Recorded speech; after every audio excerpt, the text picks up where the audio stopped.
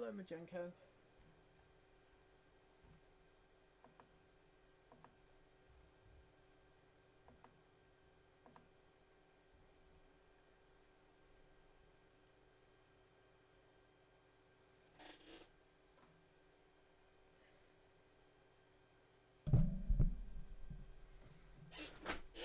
Right. Well, I have not had a great start today. Started off today with a client being broken into.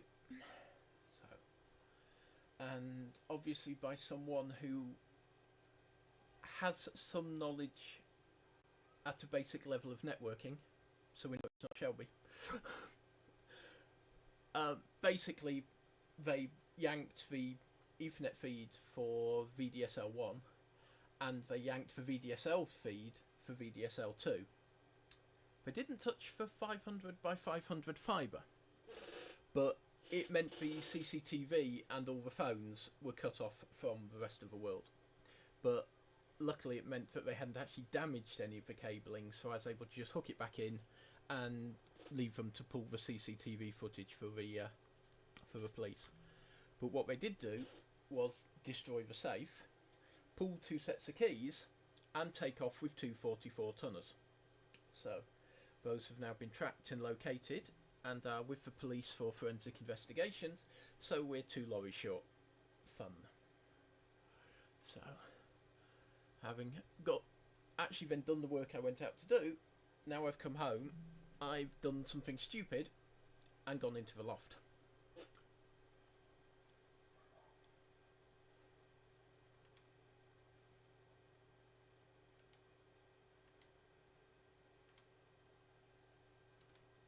And therefore, we have this huge lump on the desk, which as you can see, the camera can't fit in. But if I rotate it round, you will notice it is a particularly eye-searing shade of yellow. This was going to be the Risk PC2. This is the Phoebe.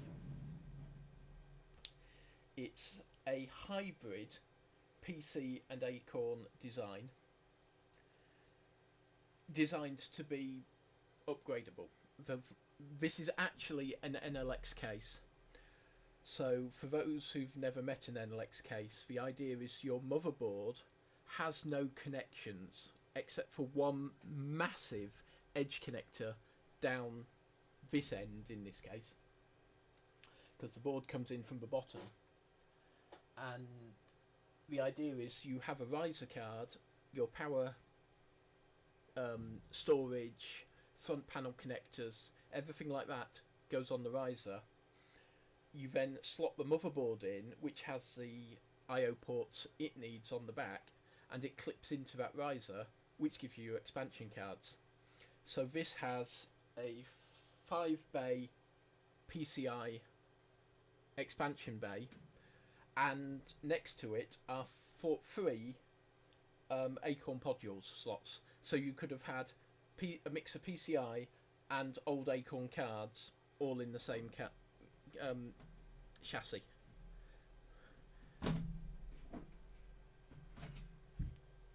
And inside it's basically NLX AT. So we've got an AT power supply, standard AT power switch, a couple of blanking plates that would have gone behind the front bays, because the unit is designed to have a 3.5-inch bay, a slot loading CD or DVD drive, and then 2 5.25-inch externally accessible bays. Other features on it, you've got all the stuff you'd expect in a PC, like a speaker, but you also have on the front, as well as the power button, you also have what were going to be volume up and down, audio jacks at the bottom, and what was going to be, I think, an IR port on that side, and then everything else would have been around the back as normal. But yeah, this is, I think they made 500 cases, but they only made 2 prototype motherboards as far as I know about I know one is functional, but as you can imagine, they are rocket horse manure. They are both in acorn museums, basically. But as you can see, we've got. If I move this over, see if it'll fit in shot. So we've got up here. We've got two 3.5-inch drive bays for your hard drives above the power supply, with vents on the back for cooling. But yeah, it's basically you could put a. I'm trying to think of who else used a lot of them. You could have put a HP Vectra board in this, and in fact, when they were trying to think of the best term for it, but basically when they were disposed of, CTX Direct got hold of all the spare cases, and they actually did sell them with PC motherboards locked into them to make them a workable machine. But there we have a bit of history. It's a machine that never was. It was. The best way I can sort of describe this is it's the machine that killed Acorn. They designed a new video chip and basically decided that there wasn't a market for it. It would only market to enthusiasts. It wasn't going to go into education because the PC had basically taken over. And they decided that it wasn't worth launching. So what they did was fold Acorn. Everyone who had a share in Acorn got a share in ARM. And that was the end of Acorn.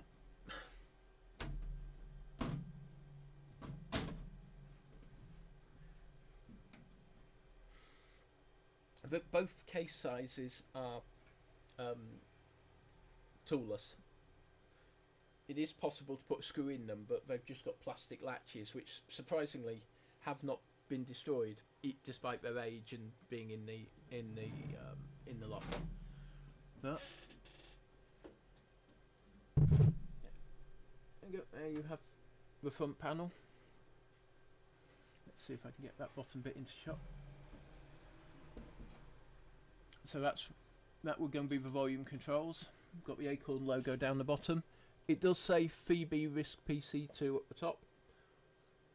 And that's pretty much it. That was the end of the line.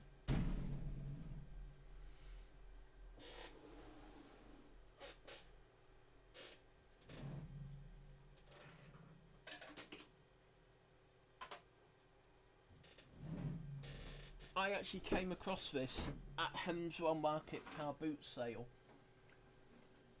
and someone had it, and they had no idea what it was, despite the fact it being marked on the front. I'm planning to put a pie into it, yes.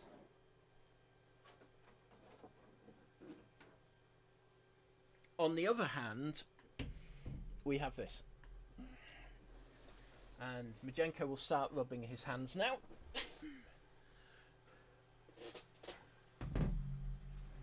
Because this is one of my Ultra 5s. As you can see, slightly purpled, well, dyed by the top. So let's...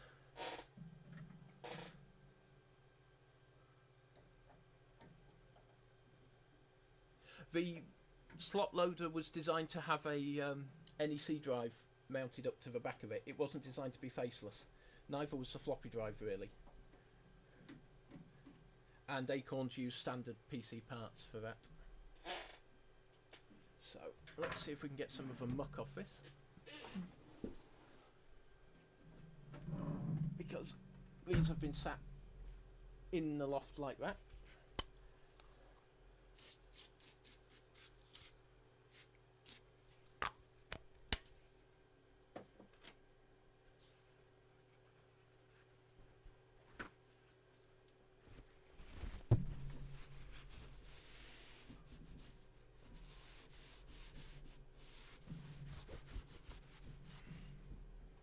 So that's came straight off the side, and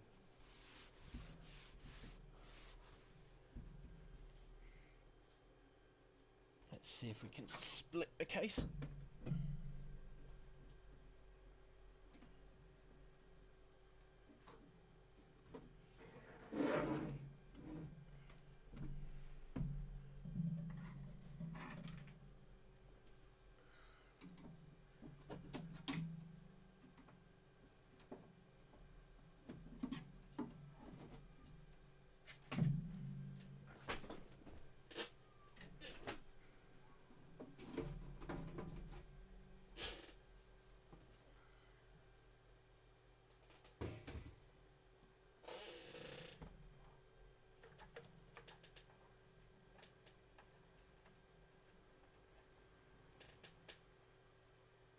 I don't think the battery's leaked. So there. This is Sun's how do we make a cheaper part. Cap's look in good condition too. So we have Ultra Spark on board on a daughter sled. We have an ATI Rage 2 plus DVD for video controller. So instead of one of Sun's proprietary systems, we have bog standard off the shelf ATI. Same for the audio, it's a Crystal CS4231 bog standard, very common one. We wonder what size drive this was. Probably 500 gig. Slot loading NEC drive, standard floppy drive with a Sun part number. And this is the Achilles heel. You can see we've got PCI slots. We have 3 of them in total. It looks like there's 4 because these come with a parallel and, well, two serial ports in the traditional Sun style of one is the wrong way round, and a parallel port and a Sun desktop bus, so I'll have to find the keyboards. But it's basically how do we make it cheaper. So the Ultra 10 is designed for more performance. This was designed to be a bit cheaper, so they used IDE. The problem is this IDE implementation has no DMA. It's PIO only. So all your performance disappears literally into your IO controller.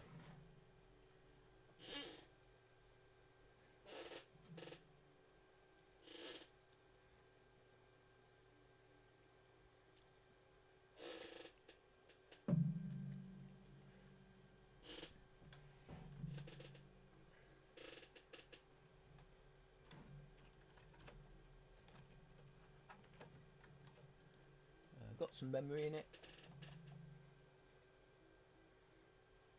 Big fan at the front. Hi Swarm. Hi Dopez. But yes, this was how to make it cheaper, and they went too cheap. The other one, which is the one we used to use, we cheated. Because there is a way to make these high performance. And what you do, hi Peter, is you run Linux on them. And these were running Debian. But you only use the ID drive as a boot drive. You then put a high-speed SCSI drive in, put a Linux supported SCSI card in it, and use it literally to boot off IDE. Boot the kernel, get the SCSI system running, run everything else off the SCSI subsystem. And that will get you your performance back.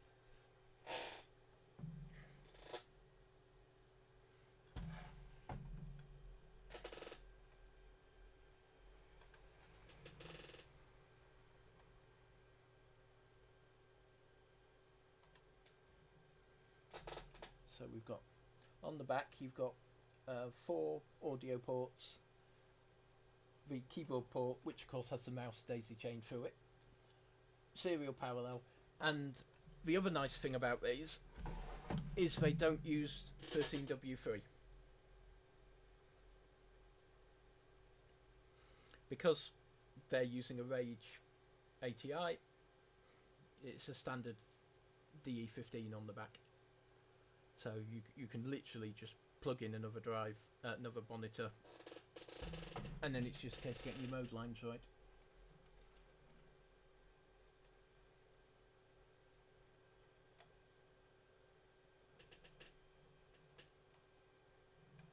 So that's number one.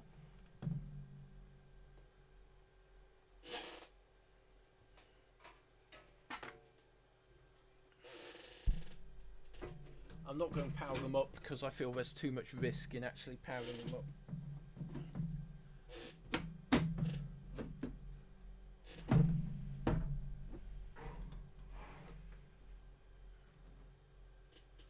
I've got the wrong screws in them, but you can just use standard PC screws.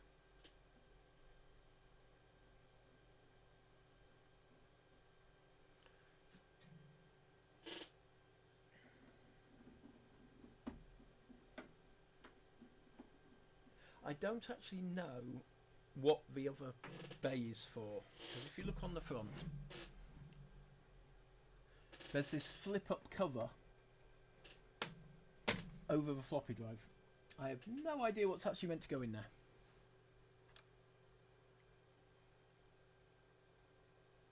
But this has a Pioneer slot loading DVD-ROM in the front. And now we'll pick up your one.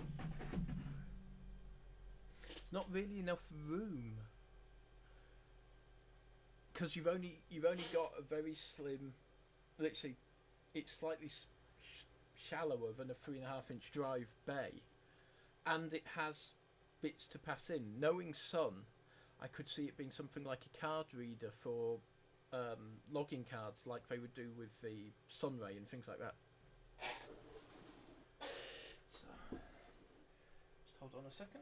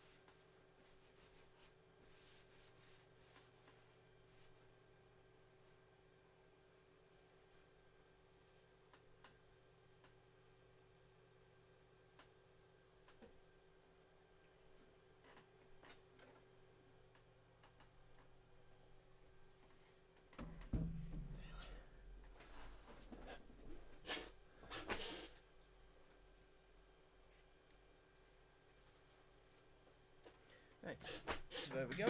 So this is the other one. Now a bit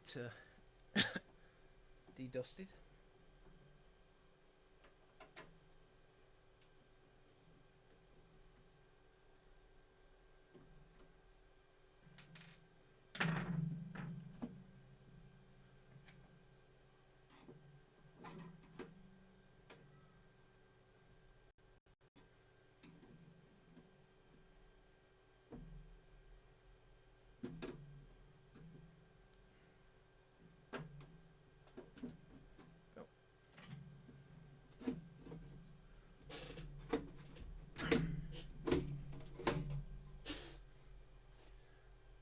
And this is how we built this one.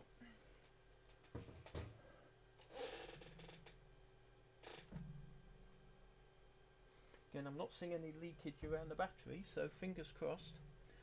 But yes, we have a AHA 2940U running to this Seagate.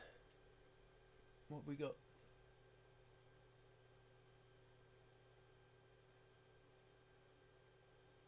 4 gig.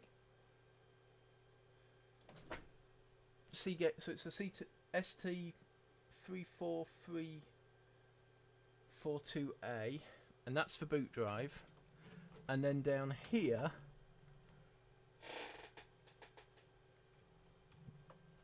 we have the actual running drive, which is a another Seagate.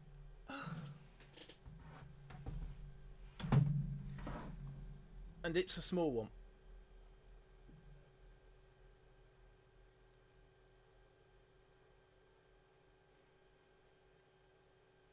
So, as you can see, it's not your average third height hard drive like that one.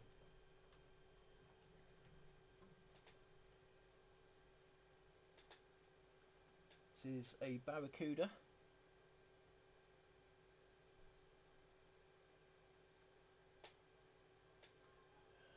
have a quick.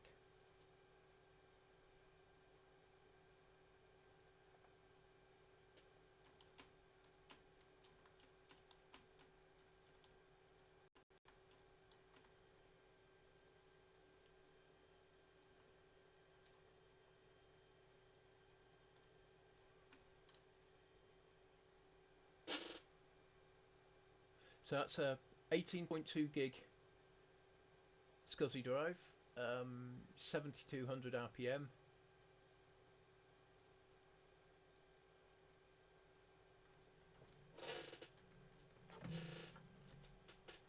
And this has an SCA to 50 pin adapter on it.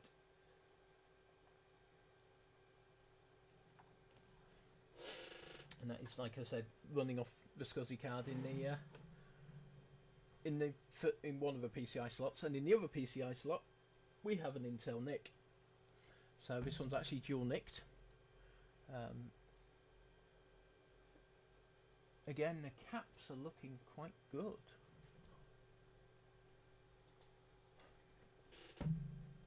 I'm guessing they're Nippon Chemicon because just because of the colouring. But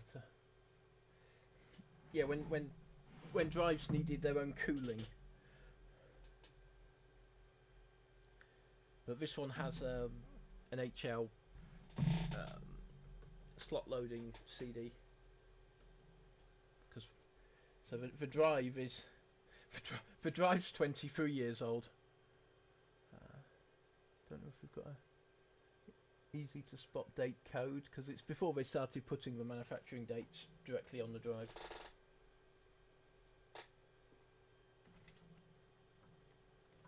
And then 200 watt PSU, and they use it. The reasons we retired the two Suns was we didn't need them, and even when electricity was cheap, these ate more power than anything else in the computer room. Even the mail server that was running like a RAID 5 of 336 gig drives in a 5, that server with its Pentium, that would have been a Pentium 3, used less power with a 500 watt power supply than this did. And we had two of them. This drive is also, even though it's a 7200, is noisy. Even more noisy when you consider you've got a second drive in here. The only real cooling on these is there is a fan at the front, and then you've got the power supply. So you are completely reliant on the airflow through the case, which is not helped by the fact of having this slot right in the middle.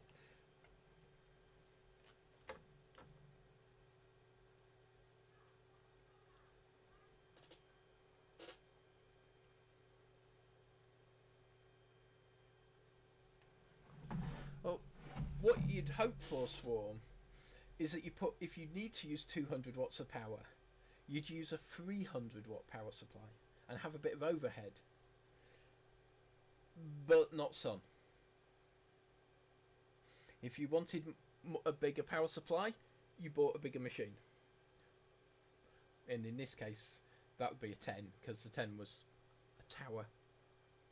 But if you wanted a pizza box, which technically this is still classed as a pizza box, Sun, Even though it's like twice the height of a SparkStation 10 or 20, it is one of a few desktops they made in this family. So, if anyone hears scurrying footsteps, you know it's Majenko. Yeah, desperately trying to get all the way up the country to pick these up in advance. I think the biggest failure on these is the power supply, which isn't a major issue because it is really just an AT power supply.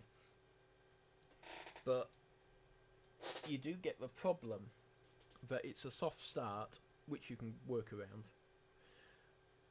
and they're not really designed to run this close to their design capacity.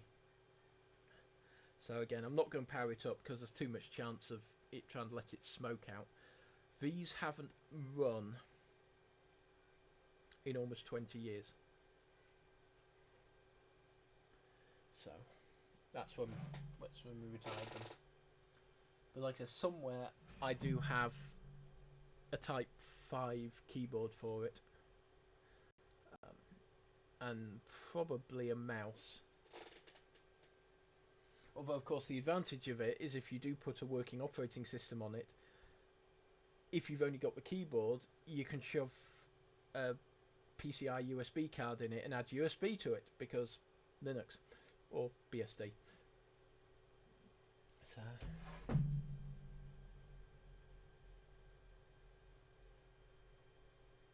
it is quite funny that the card I put in this is actually one with a boot ROM.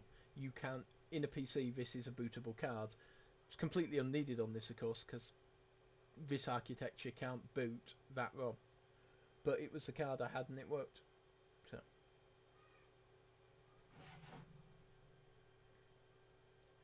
pretty sure that's, given the profile, that's 10100. Yeah, it's 10100. So we've probably got two 10100s in here.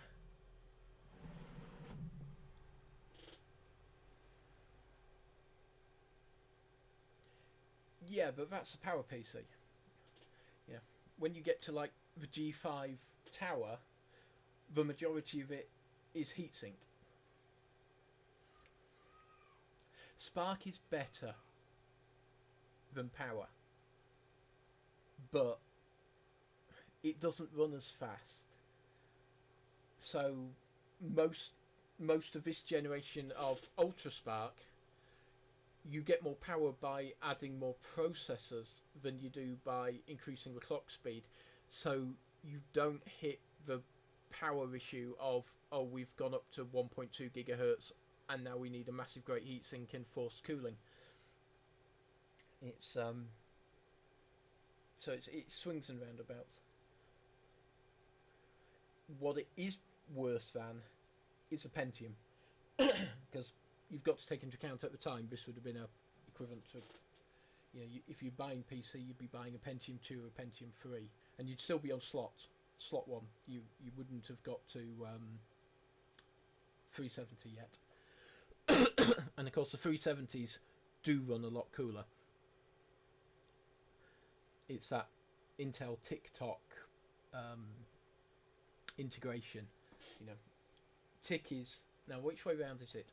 Tick is a new design, and Tock is that design on the new fabrication method.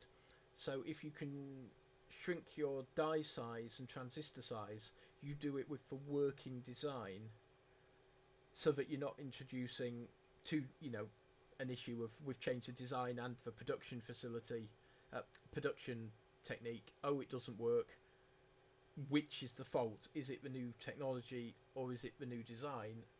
So Intel's had this habit of going design a chip, shrink it, design a chip, shrink it, and they call that tick-tock. So it's a tick and a tock and a tick and a tock.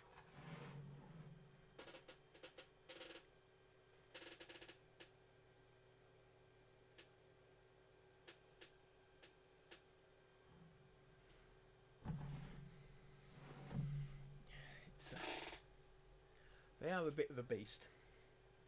The weight, with the case off, it's got to be approaching 10 kilos.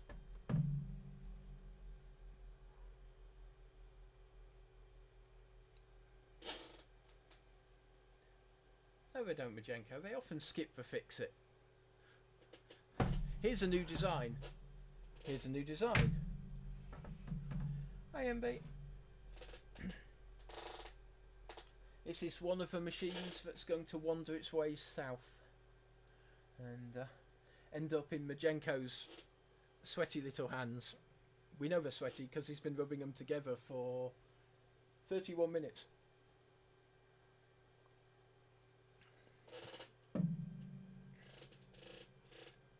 We didn't bother with CD audio cables on these for obvious reasons.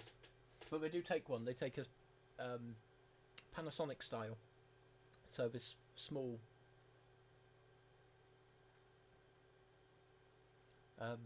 but yeah, the small 4-pin that then goes to whatever your drive is. This drive's actually got digital out as well as audio out as well.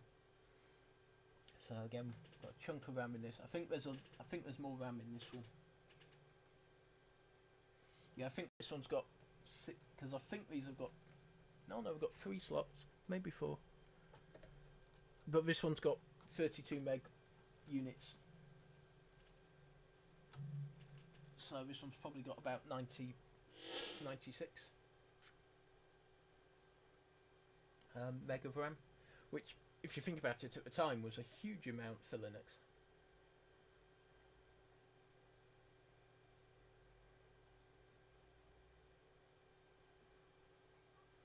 Well, yeah, Majenko gives me content.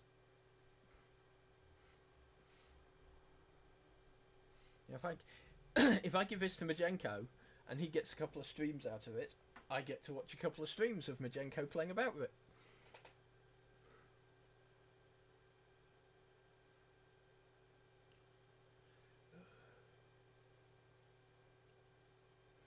But yes, it wasn't really designed to have a 50-pin cable shoved in the middle here. I'm not sure what this slot is for. Whether it was a cache unit or something. The design of it does sort of shout cache on a stick style design. And let's face it, it wouldn't be unique because the PC used it. Apple used it, if I remember correctly. So, would it be surprising if you could buy this with different amounts of cache and it just slotted into a slot on the board? There are some terrible design features, however. The LEDs and plugs on switches on the front connect to the motherboard directly behind the fan, so the cables stick straight up into the airflow and then go off towards front. You'd think you'd wanted it to blow straight in and then be sucked out of the. Yeah, that was the one I was thinking of, Swarm. One of someone had one on a YouTube video the other day. This does not compute. That's who had it. So often not officially pluggable in there, Swarm. Often it was a case of the third parties figured out that you could disable the onboard and shove something in the cache slot and run from there. But how many upgrades are there on every generation of Mac that turned out into, yeah, we figured out how to do something Apple didn't design in?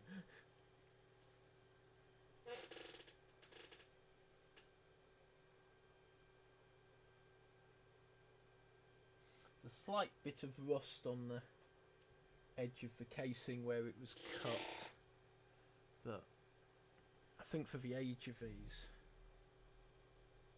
that's not bad. Don't think I've got an actual manufacturing that's visible.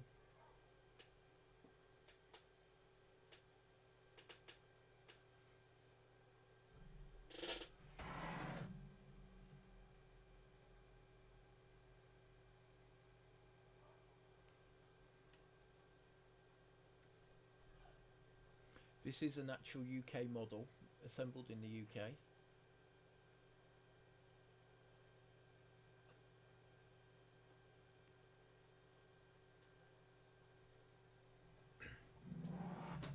But I will leave the exploring to Majenko.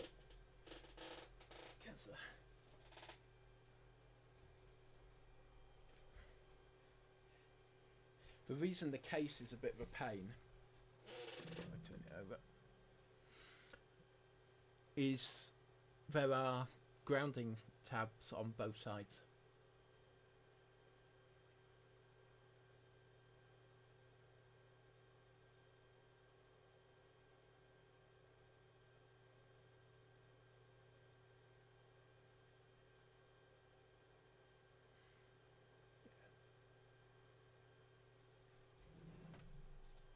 PCI 2 is quite handy. That's the one we put the SCSI card in. It's actually accessible to put the card in without taking the power supply out. There is a screw that holds a plate in place. So you're meant to put the card in and slot it into place, put the plate back on, screw it down, and that's what holds the drive in. So, well, you'd hope so. It's a Sun. Yeah. It is a Unix workstation. The majority of them would have been doing graphical work.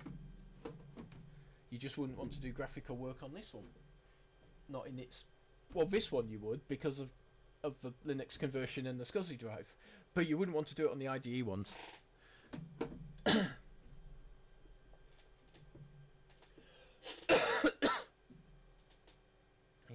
phone cleaner's getting to me.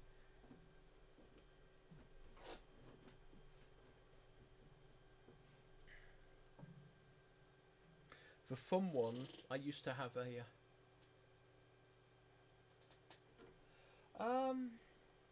No, you wouldn't, Majenko, because that would defeat the object of what this was, which was a cheaper workstation. This is for the people who can't afford something bigger.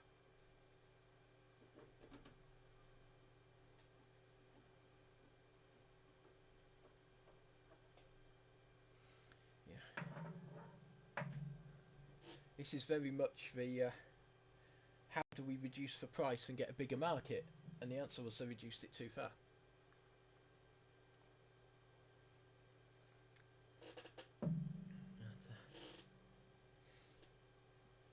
There we go. So I've got two of these. I'll have to, like I said, I'll have to find the keyboards, which shouldn't be too hard, because all I have to do is get into the right area and go, that's a Sun keyboard. But as I said, just to screw you around, they use a female for serial port A and a male for serial port B. Because all the older Suns, if you wanted to use your cables, Sun put the wrong connector on all the Spark stations. Yeah. So on this, when they went to a D9, no, that's the earlier one. On this one, there's your A port, there's your B port, but you wouldn't have had any cables for the B port, so they could switch the gender to the correct one, because there wouldn't be people going, oh, I can't plug my cable in from my Spark Station 10, and the answer is, well, you don't plug it in that port, you plug it in the other one. If you did have twin ports on your existing machine, then you were screwed with your existing cable, because only one port was going to work. But yeah, they changed to an actual standard connector for the other one. Again, trying to cheapen it down. Those two ports, although they look like they're on a PCI card, they're just ribboned to the motherboard, and they could just get standard parts because it's on a ISA or PCI backplate, so they could just buy them in, design the board with the right headers, plug it on, and you don't have to get custom cables made. They're already in production, with the slight problem of course that 9-pin connector can be one of two different wirings. But there's the fun of what happens if, say, Ben wants to plug one in. and then finds that the connector's wired the wrong way round. And Shelby's had that one as well, hasn't he? Yeah, so you have line in, line out, headphones and microphone on 3.5mm jacks on the back. So.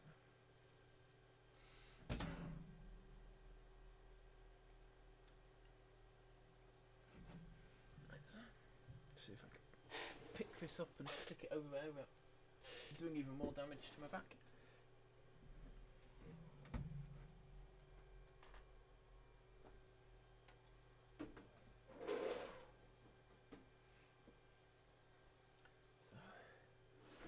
There you go, there's the stuff that has come down from the Loft stream.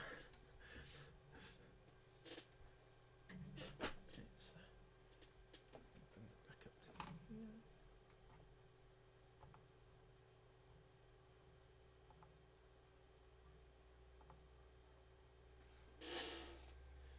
So now all we have to do is get them down to Mijanko.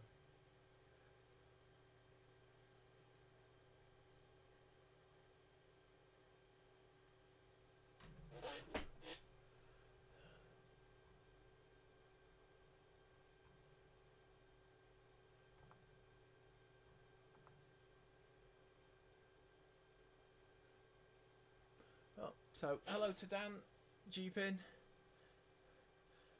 and anyone else who's popped up who hasn't said hello, so we haven't been able to notice them. The problem with the Loft at the moment, Swarm, is it is baking. And this, A, is a cooler day, and B, I've cooled the Loft.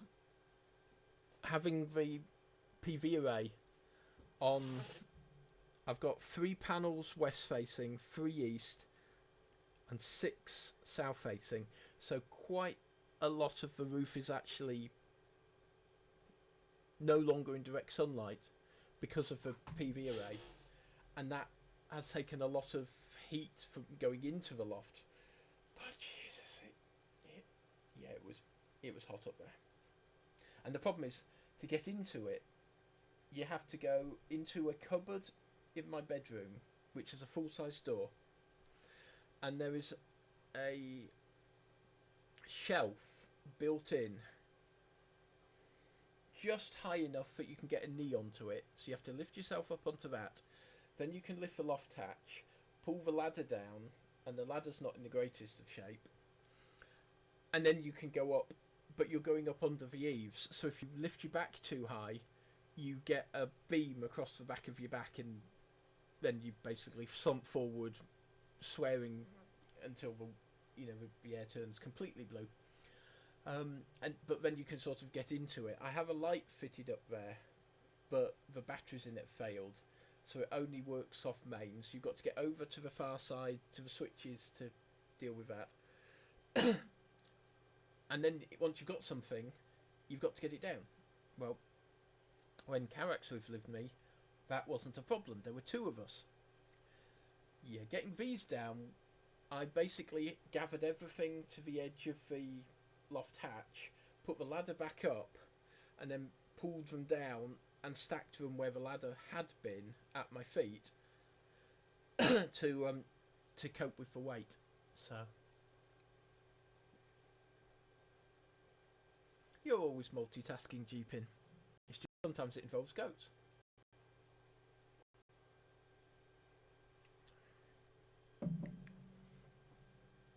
Chaos would be good.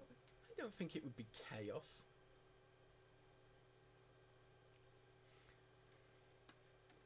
I don't think Ben really does chaos for a stream. Yeah, if there's going to be chaos, it's more Majenko.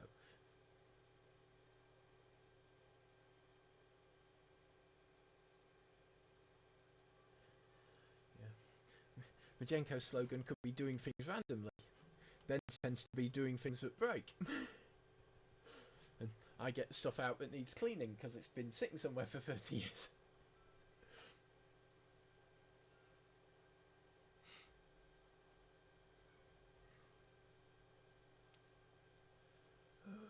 I still need to update the Extron because I'm now home and I've got Majenko's download, but I haven't got a machine in here that I can be bothered to power up the Extron and actually update it yet, so that'll be another day. Right, well, I think we'll call it there. You've seen everything that's come down from the loft. At some point you're going to see 2/3 of it on Majenko's streams. And we'll see how it goes. So, thank you everyone for dropping round, and we'll see what else we come up with.